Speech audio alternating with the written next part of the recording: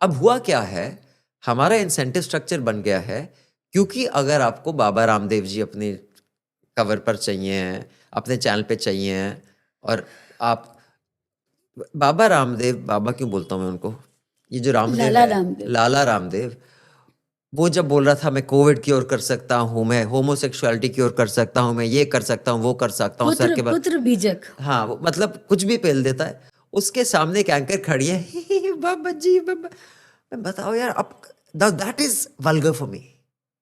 Absolutely. आप बहुत ही, you are very well dressed, you are well made up, you are talking well, but you are a manifestation of vulgarity, because you have nothing to offer my child who is sitting there saying, look, this is what you can learn from this person.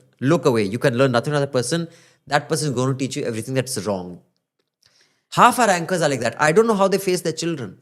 And I don't know how they'll face their children when they're old enough to watch their parents on YouTube. को ऐसा तो नहीं है, हमारे ज़माने में हमने जो बोला उन दिनों, ना तो फ़ोन्स होते ना, कितनी बेवकूफ़ियाँ करी जब मैं 20, 21, 22 साल का होता था।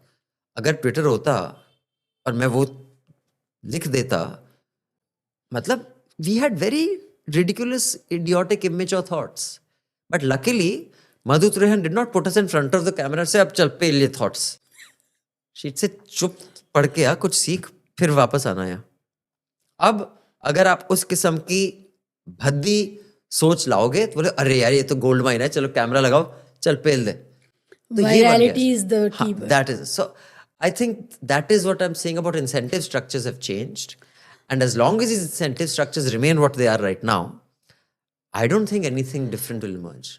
इसमें एक चीज़ ये हुई है कि अगर आप नेशनलिज्म के नाम पर कुछ वल्गैरिटी करते हैं तो ऐसा लगता है कि आपने कोई अच्छा काम किया, गुड वर्क किया है। पर्टिकुलरली जो एंकर्स हैं, आप देखिए उनका उछलना कूदना, उनका पूरी बात करने का लहजा, जब खासकर अभी पाकिस्तान वाला कॉन्फ्लिक्ट हो रहा था, आपने तब देख लिया। अभी पुतिन वाले मामले में भी उनको शर्म नहीं आई, उनको लगा नहीं कि उनसे कुछ गलत हुआ है। यहाँ तक कि पूरा जो काम डिप्लोमेसी का है वो काम वो करने लगे हैं। और बहुत डैमेज करने लगे हैं। मैं यही आपको बताता हूँ कि मतलब आप कई डिप्लोमेट से बात कीजिए, वो बोलते हैं कि मतलब जितना आप देश का नुकसान, हमारी इज्जत का नुकसान हमारे मीडिया ने किया है, किसी पॉलिटिशियन ने इतना नुकसान नहीं किया। बिल्कुल। मतलब they sit, you know, sometimes our ambassadors watch and they're like really, this is a mainstream channel. Number one so called. So I think जितना इंडिया का जितना नाम बदनाम हमारे मीडिया ने किया है, किसी ने उतना का नाम बदनाम नहीं किया। मतलब हमारे लाफिंग स्टॉक बना दिया है हमें, because India I think still has good reason to be taken as a serious country. मैं ये नहीं बोल रहा कि हमारा देश परफेक्ट है, जैसे कि रंग दे बसंती में वो बोलता है ना, कोई देश परफेक्ट नहीं होता, उसको परफेक्ट बनाना होता है बहुत। लेकिन India is a serious country. It is a country that has stayed together with different problems, and now with SIR and the Election Commission behaving in a really disgraceful way, we have more or less stayed closer to democracy than a dictatorship. I'm not saying we are, हम तो democracy है, फिर आप ये बोल रहे हो कि भाई हम तो, यार बूथ कैप्चरिंग भी हुई है, यहाँ वोट रिगिंग भी है, बहुत कुछ हुआ है, but we are closer to the democracy spectrum than we are to in a neighborhood which has gone closer to this side than this side. Economically, we are not perfect. I mean, there is crony capitalism बहुत, but we are a country that can be taken seriously. Boss, this is the first time I'm seeing, for a variety of reasons, that people are saying, can we take it seriously as a country? And the media is the number one reason for that. मैं तो सीधा बोलता हूँ, जो हमारा main stream media है, उसी ने इंडिया का नाम इंटरनेशनली बदनाम करके रखा। नेचुरल डिज़ास्टर्स में जब कोई एड हम भेजते हैं, नेपाल में इतना एंटागोनिस्टिक माहौल है, क्योंकि इंडियन मीडिया ने जो कुछ भी हमने यहाँ से एड भेजी थी, that was between the two nations. उस मीडिया ने उसका पूरा कैश कर लिया उसको, और वहाँ पर उनको इस तरह पेश किया जैसे वो भिखारी लोग हैं, बेचारे लोग हैं। और अब वहाँ पर एक हिंदू की लिंचिंग सुना है मैंने हो गई है। हॉस्टिलिटी जो होती है, हॉस्टिलिटी इतनी बढ़ गई है, और ये मीडिया की देन है। भारत सरकार ने इतना नहीं किया कुछ जितना मीडिया ने किया। आप सोचिए, अगर हम नेपाल को इतना अपने खिलाफ कर सकते हैं तो बाकी पाकिस्तान बांग्लादेश तो छोड़ ही दीजिए। तो ये हालत है। आप मिसलीडिंग नैरेटिव सामने रखते हैं। जब अफ़गानिस्तान की एम्बेसडर यहाँ आए, उनके फॉरेन मिनिस्टर के थे या जो भी थे, उस वक्त जब बात हो रही थी तो भारत सरकार क्या बात कर रही है, किन मुद्दों पर बात हुई, पॉलिसी पर तो बात ही नहीं की मीडिया ने इसी पर बात करते रहे कि हमने तालिबान को बुलाया है। और इन्होंने इतनी पोजीशन ले ली थी तालिबान के ख़िलाफ़ कि भारत सरकार जब उनके साथ जुड़ भी रही है तो उनको नहीं समझ में आ रहा है इसको कैसे डील करें। इनफैक्ट अभी जो, और देखिए द आयरनी ऑफ इट, हमारे सबसे अभी रीजनेबल रिलेशंस हमारे पूरे एरिया में तालिबान के सिर्फ साथ, तालिबान से, ना नेपाल से, ना बांग्लादेश से, ना श्रीलंका से, पाकिस्तान तो छोड़ ही दीजिए, ना बांग्लादेश चाइना से। That is the only. तो आई थिंक जो फॉरेन पॉलिसी डैमेज मीडिया करता है वो एक तो ह्यूमन टू ह्यूमन जो इंटरेक्शन है वो क्योंकि इतना जताता है कि भाई सबसे बड़ा पीएम कौन है, आर यू, मतलब ये जब ट्रम्प के लुकलाइक से मिली, आई थिंक वो आज तक की कोई एंकर थी, what do you think of Modi ji, वो एक तो आप क्यों एक्सेंट में बात कर रहे हो यार, आप अपने एक्सेंट में रहो, उसको अपने एक्सेंट में रहने दो। मतलब एक इतना, और स्लेव मेंटालिटी वो दूसरों को बोलेंगे, खुद आप देखिए इतने आप सेल्फ कॉन्शियस हैं। तो एक तो मैं बताऊं, स्लेव मेंटालिटी आपको देखनी है शिवाजी, और मैं ऑडियंस को भी बता दूं, आप देखिए एक व्यक्ति का, कोई भी ह्यूमन बीइंग एग्जैक्टली सेम सबसे नहीं बिहेव करेगा। जैसे मैं आपसे बात करूंगा अपने, मैं बचपन के दोस्त से वैसे नहीं बात करूंगा। मैं एक अपने फॉर एग्जांपल दादा या किसी वैसे नहीं बात करूंगा, मतलब लेकिन कितना वेरिएशन होगा। ऐसा तो नहीं कि उनके मैं ऐसे ही पड़ जाऊंगा और ऐसे ऐसे बात करूंगा, दूसरे बात करूंगा कुत्ते के बच्चे, मतलब इतना भी नहीं होगा, थोड़ा वेरिएशन होगा। अगर आपको स्लेविश मेंटालिटी किसी की देखनी है, आप देखिए बंदा कितना वेव करता है। मतलब ऐसा है कि जब वो इंटरनेशनल लीडर से मिलता है तो ही करके ऐसे करता है, और जब अपने लोगों से मिलता है तो ऐसे मिलता है। स्लेविश मेंटालिटी देखते हैं वो देखिए। स्लेविश मेंटालिटी देखनी है आपको, ये देखिए एंकर जब अपने बॉस से बात करता है कैसे बात करता है, और जब अपने पैनलिस्ट जो किसी दूसरे विचारधारा, धर्म या पॉलिटिकल है वो कैसे बात करता है, आपको तब देखिए स्लेव मेंटालिटी। स्लेव मेंटालिटी वो होती है जो अपने आका से बहुत अदब से बात करती है, सुपर अदब से, और जिसको आप अपना आका नहीं मानते उससे बहुत ही नीचता से बात करती है। वो दिखाती है स्लेव मेंटालिटी। डिसेंसी की कमी जो होती है, या तो आप यूनिफॉर्मली इंडिसेंट रहिए। मैं ये बोल रहा हूँ कि जो स्लेव मेंटालिटी है, अभी I am not talking about decency, slave mentality देखनी है। अगर आप सबसे इंडिसेंट से बात करते हैं, ठीक है, आपकी स्लेव मेंटालिटी नहीं है, आप में डिसेंसी की कमी है, लेकिन आप स्लेव नहीं है। और अगर आप डिसेंट है तो सबसे डिसेंट है, तो आप डिसेंट भी है, स्लेव भी नहीं है।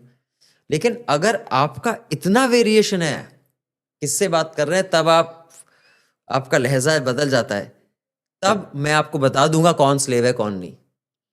और जैसे ही आप एक सफेद चमड़ी की विदेशी हेड ऑफ स्टेट से बात करते हैं तो आपका बॉडी लैंग्वेज और बत्तीसी खूब दिखने लग जाती है। और जब आप अपने किसी देश के चीफ मिनिस्टर से बात करते हैं या अपनी पार्टी के कैबिनेट मिनिस्टर से बात करते हैं, कितने घमंड से बात करते हैं, स्लेव मेंटालिटी दिख गई मुझे, कौन स्लेव है क्लियर हो गया। और यही हमारे एंकर्स का हाल है। हम इतनी ग्रेडेड इनइक्वालिटीज़ में जीने वाले समाज हैं, हम या किसी पर हावी हो सकते हैं या कोई हम पर हावी हो जाएगा। हम बराबरी के, ब्रदरहुड के, फ्रेटर्निटी के रिश्ते नहीं जानते हैं, ये बहुत बड़ी समस्या है। और ये अब लोग नोटिस करने लगे हैं कि हमारे मोदी जी भी कभी भारत में खुश होके हंसते हुए हल्के फुल्के अंदाज में अपने कैबिनेट कुलीग से भी नहीं बात करते हैं। वो इतने मुंह फुलाए हुए रहते हैं, या वो रो रहे होते हैं कि मेरी माँ को ये कह दिया, या मैंने इतनी गाली खाई, या ऐसा हुआ, मेरे साथ बुरा हो गया, मैं गरीब का बच्चा।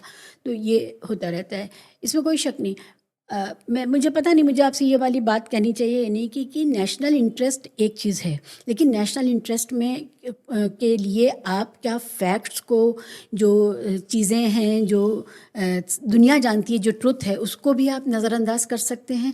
यानी कि जब मीडिया ने रिपोर्ट किया, पूरी रात भारतवासियों को ब्लड प्रेशर दिया कि हम लाहौर पहुंच गए, लाहौर के पोर्ट पे पहुंच गए, लैंडलॉक सिटी के पोर्ट पे पहुंच गए थे, तो उस समय उसके बाद हमारे फॉरेन मिनिस्ट्री को तो ये बोलना चाहिए था कि आप लोग ये बदतमीज़ी बंद करिए, हमारी खिल्ली उड़ रही है।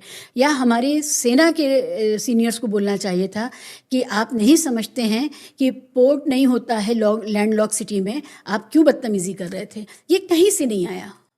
मैंने ये सुना है, देखिए फौजी तो ज़्यादा कुछ कह नहीं सकते for variety of reasons of protocol. Chief of defence staff ही बोल देते, वो तो मैंने पॉलिटिकल। सुना है कि सरकार भी इतना एम्बैरस हो गई थी कि कुछ मैसेजेस दिए गए थे कि बॉस इतना भी मत करो, मतलब पता नहीं है कितनी सच है इस बात में, लेकिन दे वर ऑल्सो लिटिल एम्बैरस। लेकिन सबसे घिनौनी मुझे बात ये लगी कि, और अब मैं फॉरेन पॉलिसी की बात नहीं कर रहा, एनालिसिस करनी है कीजिए, वॉर इनेविटेबल होती है आज के युग में, हाँ इनेविटेबल होती है कुछ हालात में, लेकिन क्योंकि कोई चीज़ इनेविटेबल है उसको फिर भी उस सीरियसनेस से लेना चाहिए। अब एक चैनल था, मुझे मैं बोल रहा हूँ, एक नमूना है गौरव आर्या करके, वो सुना है, वो फौज में भी था, पता नहीं मेजर रिटायर हो गया क्यों, आई हैव नो आइडिया, लेकिन वो फुदकता रहता है कि मतलब जो उसके शायद अनसॉल्व्ड या अनरियलाइज्ड ड्रीम्स थे हीरोइज्म के, वो क्योंकि ज़्यादातर लोग जो इतना ज़्यादा फुदकते हैं ना कि लड़ लड़ लड़, उनका कुछ एक इशू होता है जो भी होता है, तो वो बोल रहा था आए अब तो कयामत की रात आ गई, अब पाकिस्तानी हो देख, और दो चार और साइड किक्स खड़े हुए थे उसके साथ, हाँ एक आंख खोल के। अब भाई जब वॉर होगी यहाँ भी मरेंगे वहाँ भी मरेंगे। हमारे रिपोर्टर गए थे वहां पर, जो बॉर्डर पे एक सिख फैमिली थी जिनके यहाँ डेथ हुई थी।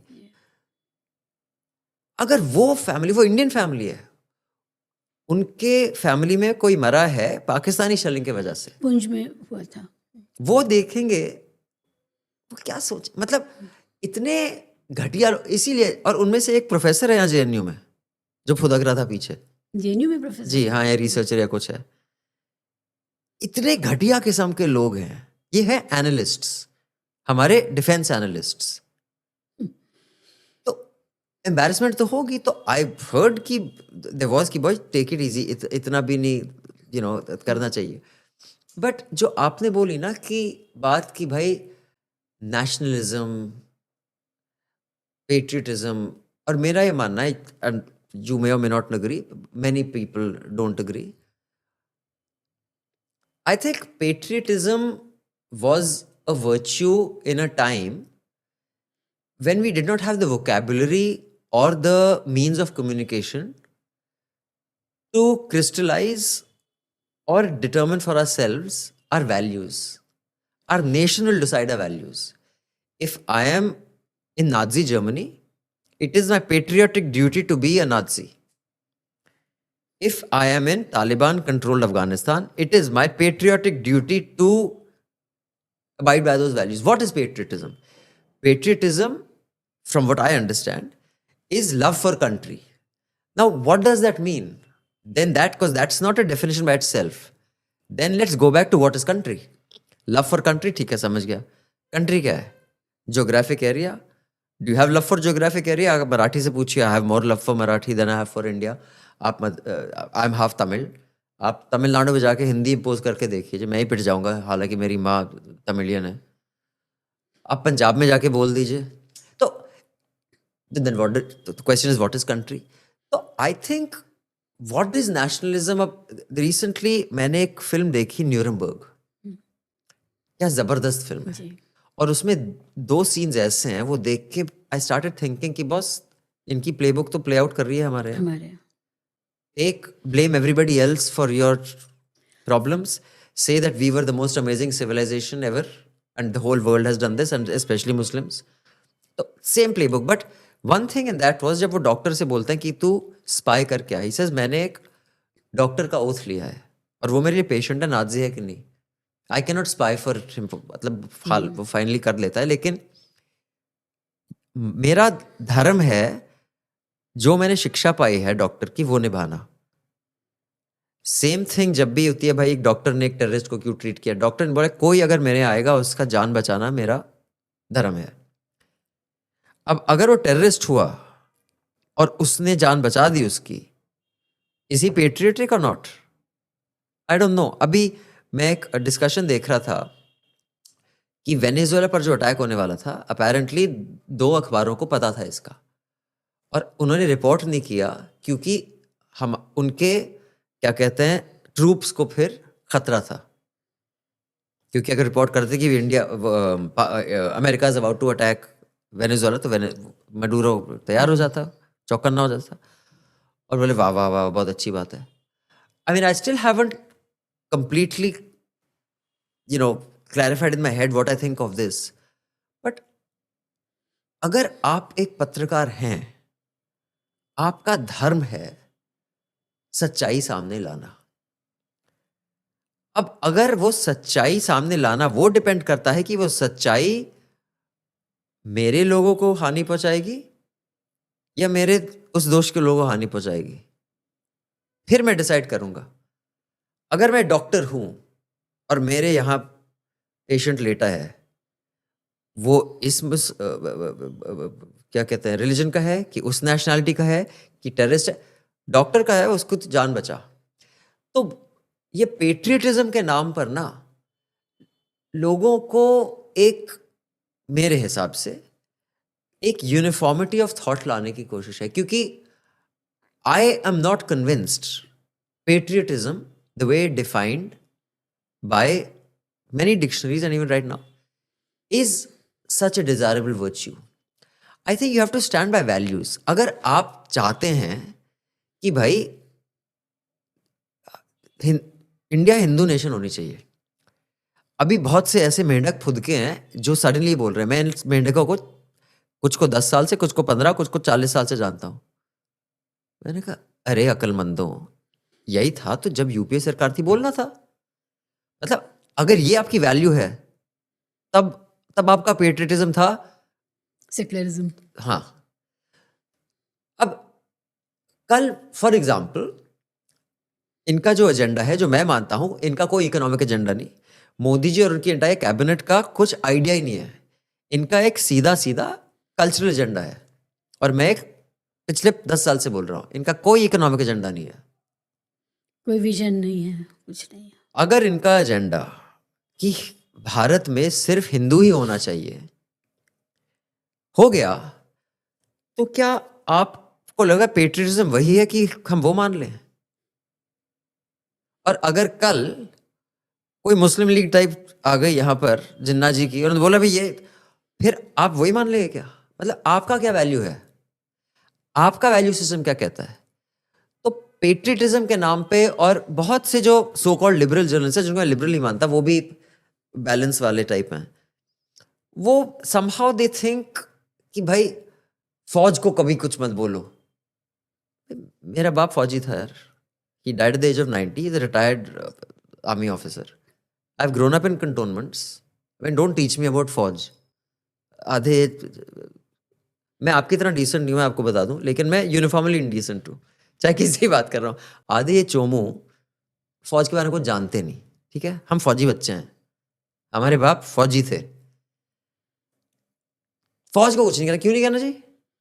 मैं जानता हूँ क्या होता है फौज में. कभी आर हॉस्पिटल जाओ, लोधी रोड पे जहाँ पर इनके मेडिसिन मिलती है, जाके देखो रिटायर्ड जनरल कैसे दर दर भटक रहे होते हैं मेडिसिन के लिए. तब आपकी पेट्रियटिज्म कहीं नहीं होती. तो भाई मैं तो कहता हूँ, I do not believe patriotism is a virtue for an evolved species. It is a virtue for a slightly primitive species. And you have to be true to your values. It doesn't matter what your country says. It doesn't matter what your government says.